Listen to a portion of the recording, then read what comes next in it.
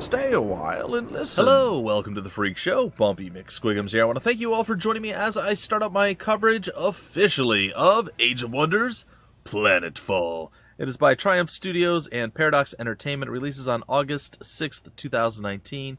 And if you guys recall, back in May, I was allowed to be part of the live streaming event that they let, well, several of us do. We got to hop in, play it live on Twitch and or whatever streaming platform we wanted to play it on, and showcase a bit of the game to the world. Now we are free to do all that we want to do and cover the game in its entirety, which is exactly what I plan to do.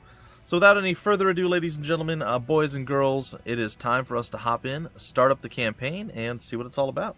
So, I hope you guys are ready and excited and eager. I've been waiting for quite some time, and it's time to begin.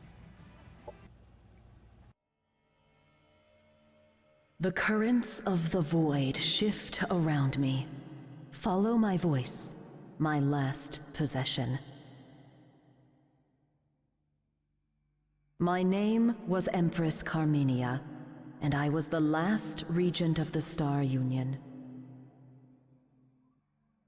We built a paradise on 1,000 planets, a glistening web strung between the stars. But the cataclysm shattered all, leaving our people stranded and alien to one another. Whoever you are, whatever you have become, it is time to leave this dark age behind and return to the worlds of your ancestors. Uncover our secrets, but heed our mistakes. Forge a new empire, a new age of wonders.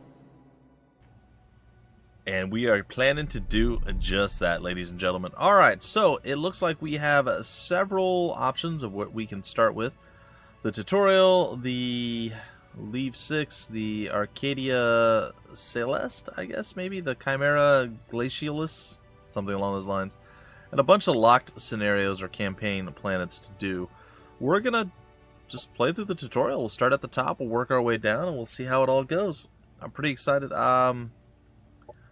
I guess we'll go with advanced. It's probably fine. Hero Resurgence, what does that mean?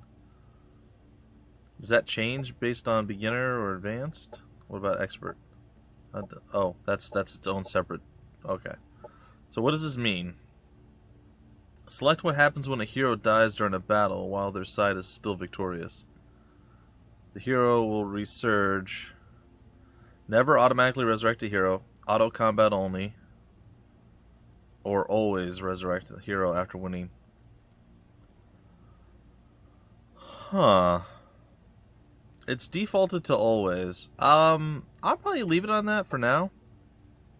And the reason being, if you can still win the combat, it should only be like your main hero for the campaign. I think it was on always for what I can remember back in the day playing through the campaign missions. Maybe you lost if you're... No, I could have sworn I've lost my hero but won the battle and the character came back. We're going to leave it like this. This is going to be how we roll. Hopefully it's going to be okay. We're going to be playing as the Vanguard, and apparently we're going to be using some Void Tech. We're going to start our mission. We're just going to up the difficulty slightly. Hopefully it's not too bad and doesn't whoop my booty too badly. It might.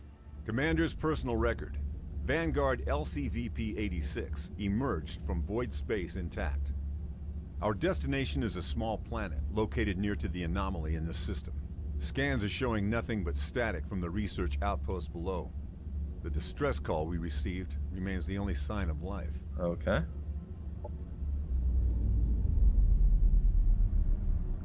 The void anomaly looms over the planet like a dark omen.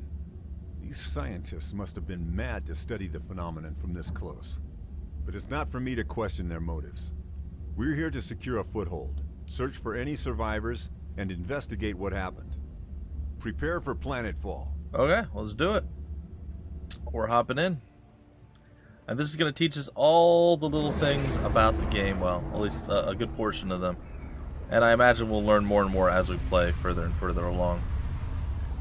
So let's take my prior knowledge from being able to stream and Commander. I am Ava, see your what Ava's autonomous got to integrated say. virtual assistant. Standard Stuff issue here. for every planetary governor of the Star Union. My messages will appear when important actions are undertaken for the first time. They can be reviewed at any time in the Imperial Archives. Okay, female Jarvis. The diamond icon and color will assist in early decisions by recommending certain choices to direct the development of your starting empire. Okay. You can pan the camera with the WASD keys, zoom in and out with your mouse wheel. Additionally, the camera can be moved by holding down the left mouse button and moving the mouse. Selecting is done by left clicking, and left click again anywhere else to deselect. Planetfall successful, Commander. Powering up base colony systems. Good, there is no time to waste. We'll start by setting up and expanding this colony. Start a surface scan for survivors and existing colony infrastructure. Inform me when our research systems are online. Yes, Commander, recalibrating sensors and initiating surface scan. A biodome has been located nearby, but there are no signs of survivors. Continue scanning the planet's surface. If there are any survivors on this world, I want to know about it. I'll scout the adjacent sectors and investigate the biodome. It should contain supplies that will help us expand our colony. Alright, searching for survivors. Select your army and explore the nearby sector. Locate and investigate the overgrown biodome. There's bugs there. Hint, you can see your progress in your currently active quest in the objectives interface. Okay. I guess we take him. This is an army. Oh. Armies contain up to 6 units on a single hex and are used to explore the world, attack enemy armies, and defend colonies. Selecting a unit's portrait in the army panel below will display its abilities. Left-clicking on a unit's portrait in the army panel below will open the unit panel for that unit. To move an army, select it, and then move the cursor to the hex you want it to go to. A preview of the route is shown, with a blue path to indicate how far the army can move this turn. Uh-huh. I don't see anything popping up. I mean, if we hover over it, it works. Alright, each hex has a move point cost. Each unit has a set number of move points per turn. For each hex move, the move point cost is subtracted from the unit's move points. An army can only move as fast as its slowest unit. So, par for the course. We're very familiar with how this works. Units can be selected using the left click. Clicking right mouse button over a hex will move the selected army toward the hex. So, if you guys are familiar with Age of Wonders 3, which is the most recent title from the Age of Wonders series, or any of the older Age of Wonders games, a lot of this will seem the same. You'll see. You'll see how it all plays out. This is the colony interface. It allows you to inspect and control your settlements on this planet. The tabs at the top left cycle through the production and colonist options. The number of colonists and sectors that are part of the colony are listed at the top, as well as the strength of the colony militia. Under this colony's name, you can see the amount of each resource this colony generates. A description and a breakdown of the colony's income can be found in the tooltips of each resource. Tooltips can be viewed by hovering over an interface element with a mouse. The currently selected colony tab is Unit Production. All units available for construction are listed here. Okay. They're listed here. More units are unlocked through research and by building the prerequisite infrastructure for them. Units cost both production and energy to build, and higher tier units also cost cosmite. You can add a unit to the production queue by double-clicking the left mouse button or by selecting it and clicking the produce button. Cool, I think we're fine with what we have right now. Actually, I'm going to get an owl out. Units and structures can be built in a colony by selecting the Produce option, which places them in the production queue. Uh-huh. When something is added to the production queue, the energy and cosmite cost is paid immediately, and the production cost is subtracted at the end of each turn based on the colony's production income. Fair enough. The order of production projects in the queue can be changed by hovering over them and selecting the up arrow that appears or the down arrow, so on and so forth. Clicking the X will remove it from the production queue altogether. Alright. I got it. Alright, we need to move our boy over toward this thing. When all suggested actions from the task notifier above the minimap have been handled, the option will automatically change to End Turn. Ending the turn will prevent you from taking any further actions until your next turn, unless you are attacked. Uh-huh. Since you've moved your units and started production in your colony, no more actions can be undertaken. So all that's left to do is end the turn. Alright, colony production facilities are currently idle, Commander. I recommend that we start with building the central replicator facility to increase production. I have highlighted the structure in the colony interface. Show structures. This is the Structure Production tab. Colony structures can be built from here to unlock new units, strengthen the economy, and bolster the colony's defenses. Some structures have an energy upkeep that is paid each turn. You can add a structure to the production queue by double-clicking on the left mouse button or by selecting... Yeah, we know this. Alright, so if we take a look real quick, ability to build skirmisher units in the colony, specialist units in colony, this one gives us 10 energy, but only one central structure can be built. Central, okay. So this one could be science-based, it could be production-based, it could be... is that food-based, I guess? And, of course, power-based. They are recommending that we use the central replicator factory, which will essentially give us 15 additional production. So, yeah, I'm going to do it. Alright, so there we have it. The task notifier shows actions available during the current turn, as well as urgent matters that require attention. The task notifier is located below the event list and above the mini-map. Selecting a message from the task notifier will either center the camera on the relevant location or open the relevant interface. You can cycle through these events using the right mouse button. Establish a colony. Open the colony interface and complete the central replicator facility production project found in the Structure Production tab. And the colony interface can be opened by selecting the colony. If there's an army standing on top of it, first click the army. First click will select the army. The second one will select the colony itself. Okay. And end turn.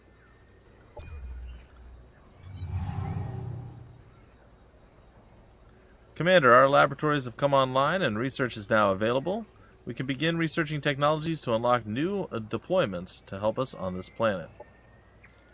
Excellent. What do you suggest we start with, considering our mission parameters?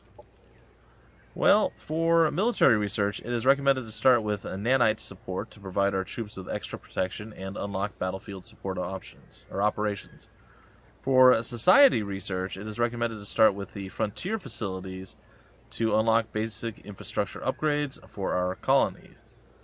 I have highlighted these skills in the research interface for your convenience. So, welcome to the Research Center, we'll wait till Commander. she's done. Here we allocate knowledge to rediscover the technologies of the Star Union and search for new frontiers.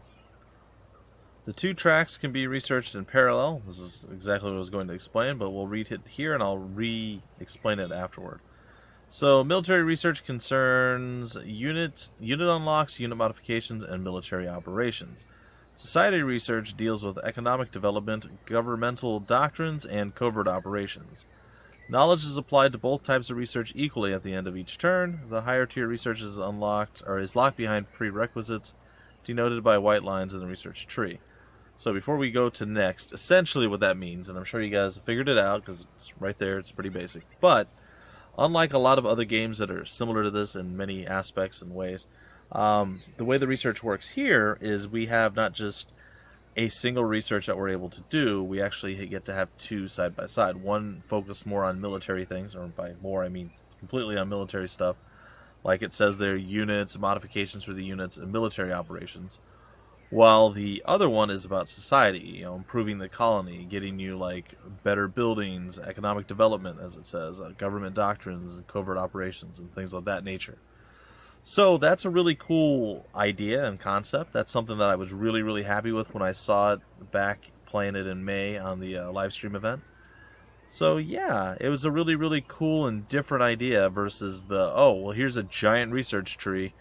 Good luck, figure out what you're going to do, so you figure that out, but then you're like, well, if I build up my economy to a specific level, then I can get troops a little bit quicker, but then I'm a little bit weaker in the beginning, but if I focus on military at the beginning, I'm able to go and conquer and spread out more quickly, and then I have to play catch up on the economy.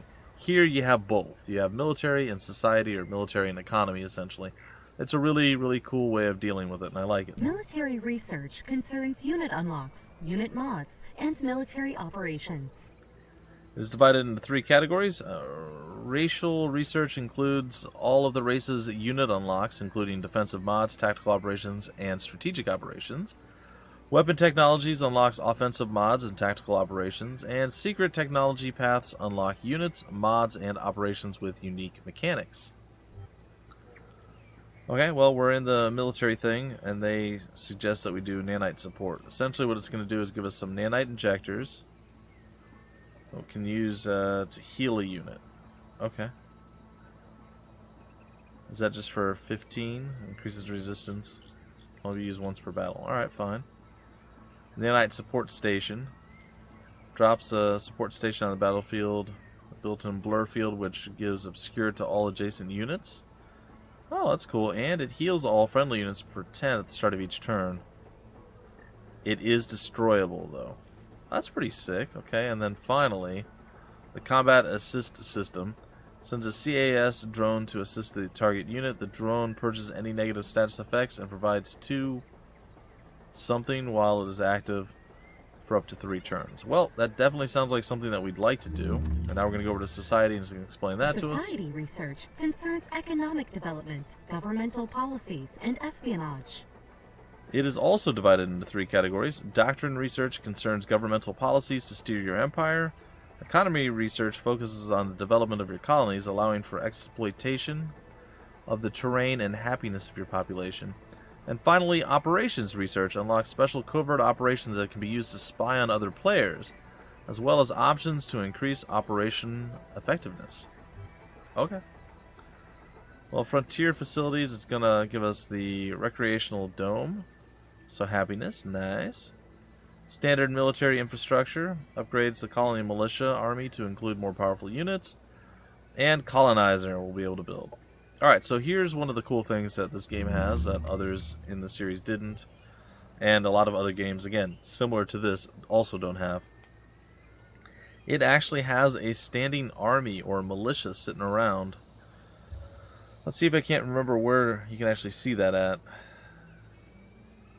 Oh, there. Okay. I see where it's at. So right here, it shows the colony militia power. If you hover over it, it shows that you have a Vanguard Trooper militia unit times 2 and an Owl militia unit. It's not much, but it's something. So you don't have to worry about like some random one person army coming up and just claiming your town. You have a little bit of defensive stuff there. And as you research stuff out, you're going to actually be able to expand upon that and make it stronger and better. It's good. It's really good. It's a really cool feature and idea, and I like it.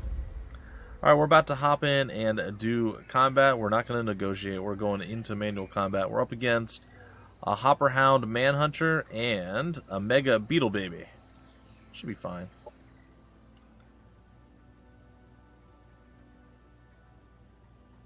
Should be totally fine. I really enjoy the combat in this game, too.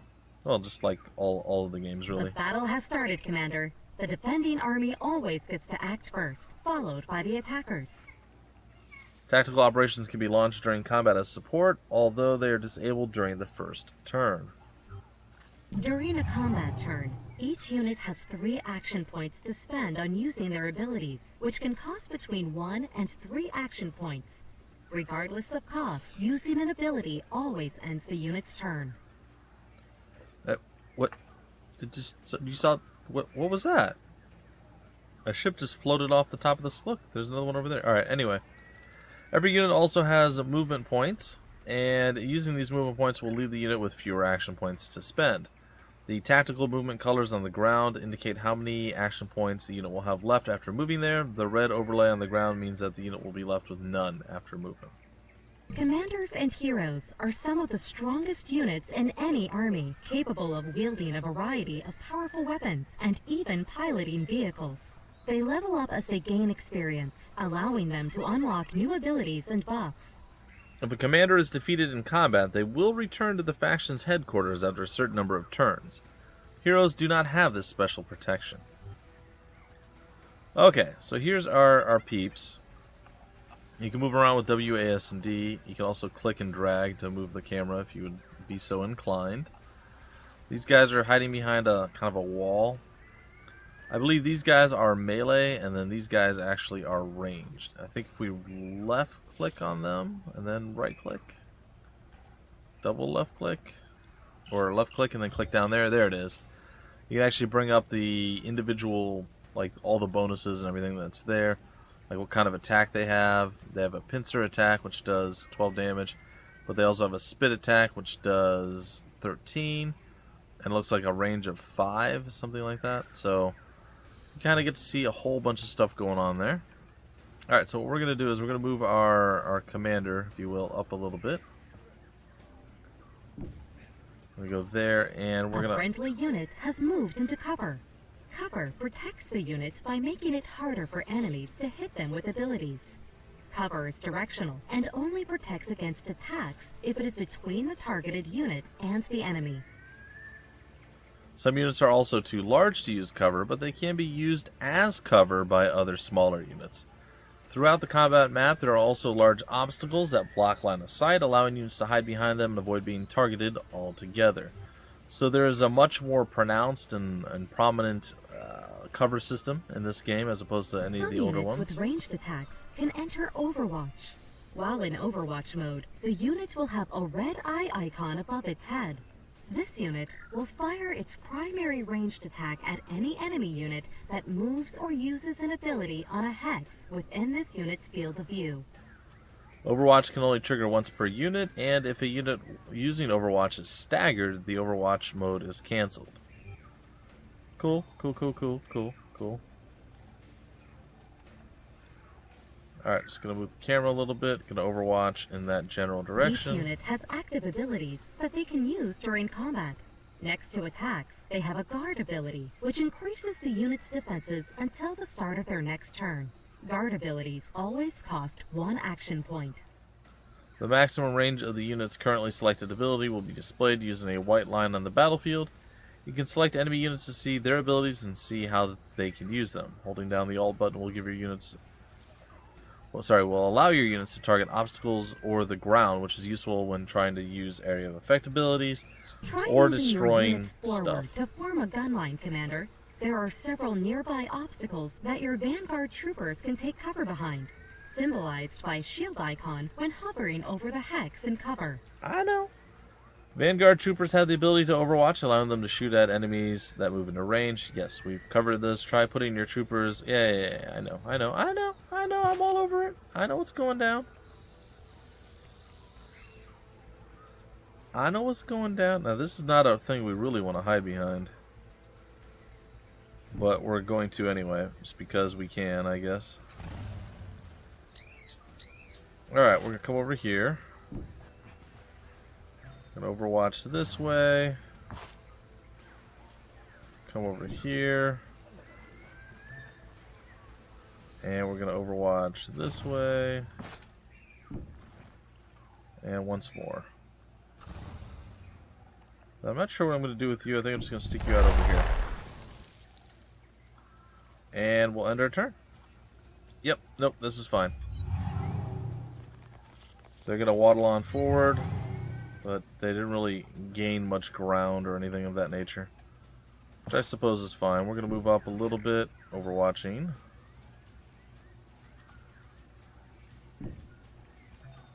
Just going to try to get everybody like on as close to the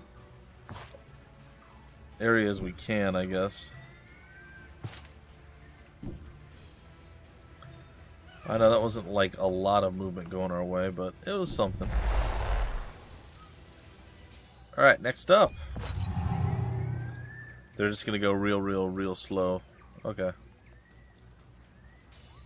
So what if I move up there and I chuck out the... Oh, I can't. Oh, but I did it anyway. I hit right click on accident. Whoopsie. Well, that was a mistake. Surprise. Shocking, I know.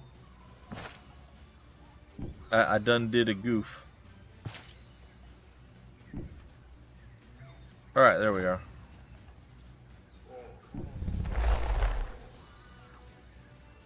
Alright, let's see what horrible thing happens now. The buggies are coming over here. They're going to spit at us. I am not a fan of getting beetles spit on me.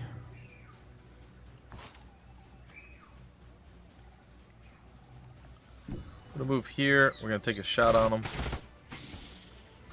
A little bit of work there. And I think I'm just going to take him out. Enemy killed. There we go. Focused laser array.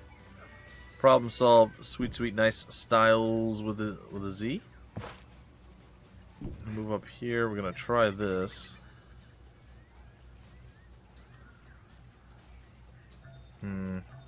Alright, I think we're just going to Overwatch. Up there, we're going to Overwatch as well. We'll Overwatch this way. And that's going to be fine. Let's go. Well, the bugs moved. Most abilities that are used on enemy units have an accuracy rating, which is the chance that the ability hits the intended target. Well, yeah. If an ability misses, it will either strike another target or do nothing at all. Sometimes, or some abilities will also graze, meaning that the ability affected its target but with reduced strength. What are you shooting at, man? There you go. What? Enemy down. Our forces are victorious. What? Well, that was a little bit weird. I'm not sure why it just kept walking. It just kept going, but okay. Whatever, we killed it. We took very little damage. What's this? Can we replay it? Oh, we can watch the replay. So if you had a particularly impressive battle and you wanted to, you can watch it back. That's always fun. Commander, our colony has now grown big enough to support an additional sector. I recommend annexing the sector which contains the biodome, as this will add its food income to our colony. Good, we'll annex the sector to our colony as a province sector so we can start exploiting the land for resources as soon as possible. Alright, we are going to take the 106 food reward that we have. Objective completed. And searching for survivors has been completed, and we're going to be able to get 60 more food and 88 research. We'll take that reward. Expand your colony by annexing the nearby sector. Hint, you can annex a sector by moving a unit on top of the sector banner and then selecting Annex Sector and the available options. Okay.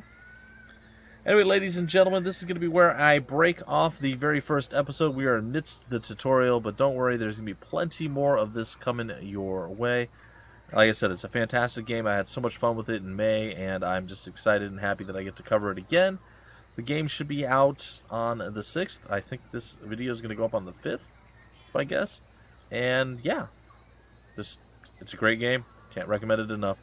Anyway, folks, if you want more information about the game, where to get the game, information on the developer, the publisher, or any of that wonderful fun stuff, it'll all be down below in the description of the video like it always is, and various links and things of that nature.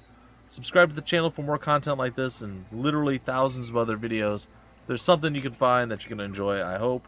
And until the next episode, my name is Bumpy McSquigums. Thank you so much for stopping by the Freak Show, and I will see you later.